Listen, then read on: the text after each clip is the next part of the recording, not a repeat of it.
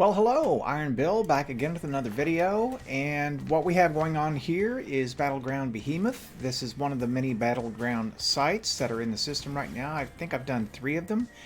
I'll tell you what, for seasonal content, this is a good starting point. This is a nice activity. You could do it with a fire team, which I'm doing right now. I had a couple of buddies that hit me up and wanted to play, so we're doing some Battleground, but you could just as easily solo this, and I have, and it's really not bad that way. Of course, it goes better with a team where you communicate, but even if you have to solo or want to solo, this works just fine.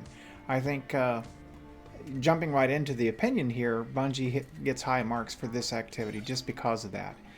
And you can use a variety of weapons here. Now, right now, one of my first quick takes after playing for a few days is that, oh my gosh, submachine guns are so much better on console now. I mean, it is a real pleasure to use them, and it reminds me very much of the way it was on PC. Now, I've not played PC since I got a PS5.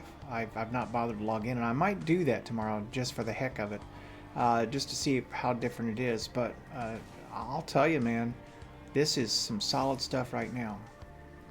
And I've gotten past the place of, I mean, the controller still will always be more imprecise than a mouse and keyboard, but I'm completely comfortable again using a controller to do what I'm doing. I'm just as bad with a controller as I am with a mouse and keyboard, so everything works out. I'm not going to go too much into the description of the event here because you can kind of see it. I will say that what we're doing is we're fighting waves of enemies until a champion, or I shouldn't call it a champion, but a cabal, a yellow bar, I will say, and I don't know what it's called yet. Of course, I don't know what anything's called, but it'll appear, and it'll be carrying a charge that you throw at this generator. And you have 3 generators scattered around the arena. Now, this is not to be confused with the silly, you know, moat deal that you had to toss into the funnel in the Winding Cove on Earth in Season 11. I mean, it doesn't play like that at all. This actually is a pretty fun event.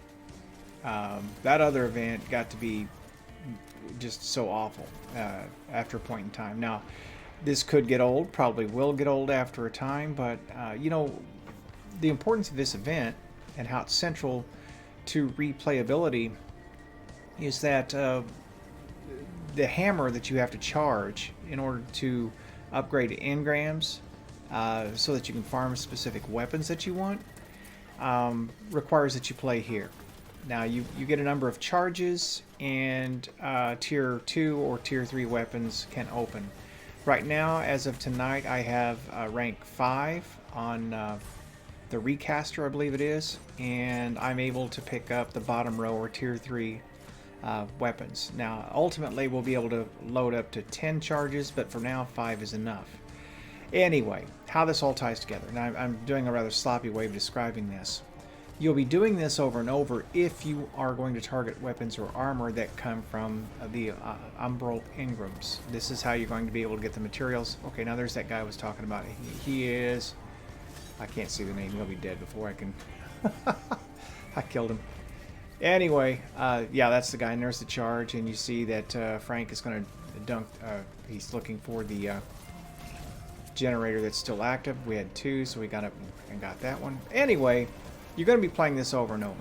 So, to me, it's good that it's enjoyable to play. As far as the world drop weapons that I've gotten so far, I've not had a great chance to play with all of them in depth, but my first take on them is I wouldn't give up anything that I already have for them. I was generally pretty positive to start the season on Season 12. Or last season, whatever it was, and Hailing Confusion actually was solid through most of the content, but the stuff's just okay. You know, right now, and it could be that I just have such great rolls on things, like this Ikelos here is just such a great roll that it's hard for me to put it down, especially the way things play. But I did bring the new grenade launcher in. I got that today, and it works okay. It's fine. I don't know that I would take that over a deafening whisper, but um, of course, again, that could be down to roll. Anything else? Did a Harbinger mission tonight. That is still pretty similar. I think it's rotated back to the first week now. Um, Path-wise, I think there are 3 different paths on that. I think that's right. We blew right through that with 3 of us, which, I mean, you hear people doing it in 10 minutes. We took a little bit longer because one of our team members was looking for feathers, but that's the only reason why. And I was trying to go flawless, and yeah, I was taking my time. So I'll get that yet. You'll see.